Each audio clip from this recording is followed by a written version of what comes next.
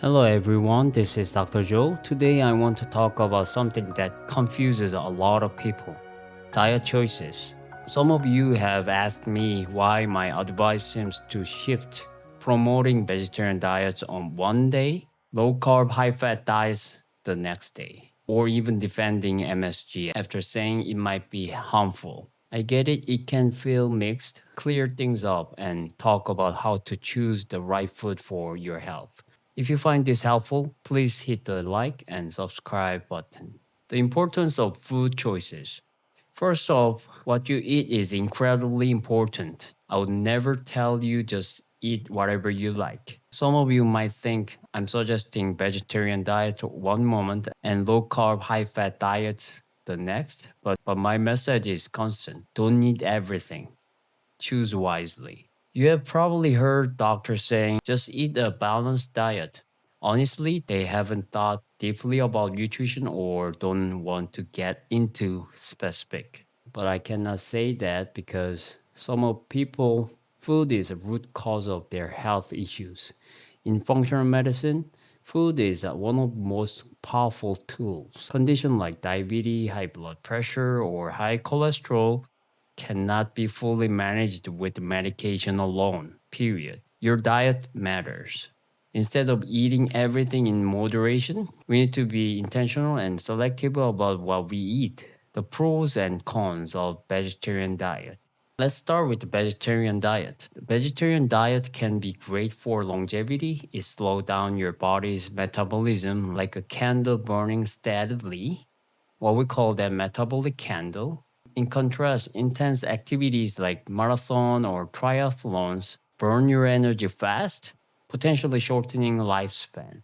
That's why elite athletes who push their body to the limit face health issues later in their life. However, vegetarianism has its challenges. You might miss out on key nutrients like vitamin B12, tryptophan, or tyrosine, which can lead to issues like irritability, depression, or insomnia. Living to 100 but feeling miserable isn't the goal, right? So if you're vegetarian, make sure to monitor your nutrient levels. I once had a vegetarian patient get upset when I mentioned this, insisting a proper vegetarian diet avoid these issues, but reaction itself could signaling some health issues. I'm not criticizing vegetarian diet. I'm just highlighting its benefit and limitation to help you make informed choices. Benefits of low carb, high fat diets.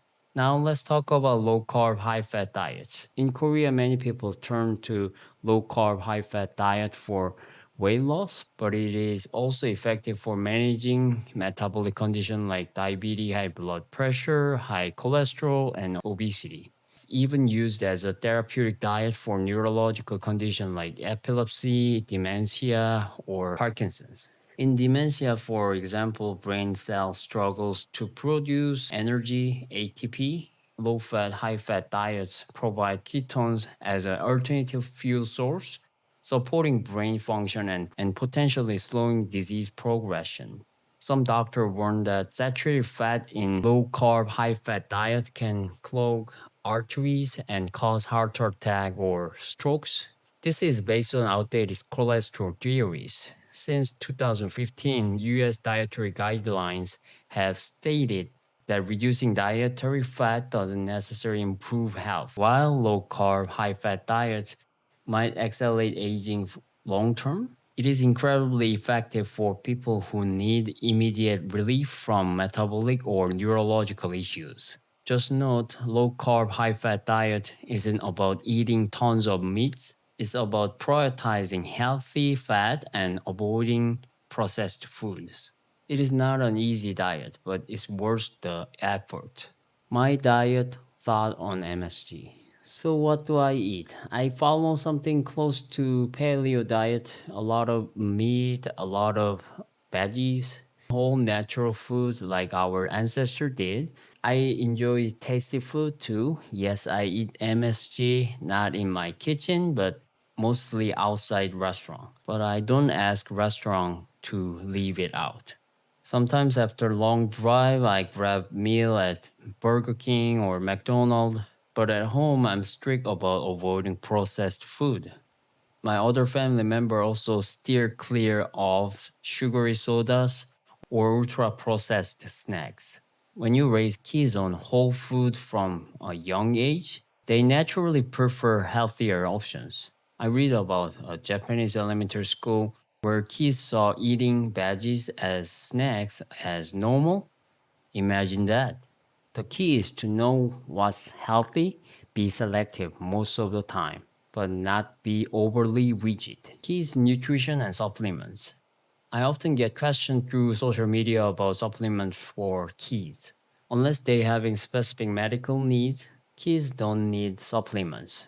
What they do need is plenty of sleep, put them to bed by 8 in the night, and parents try to sleep early too. Lack of sleep can weaken immunity and affect mental health.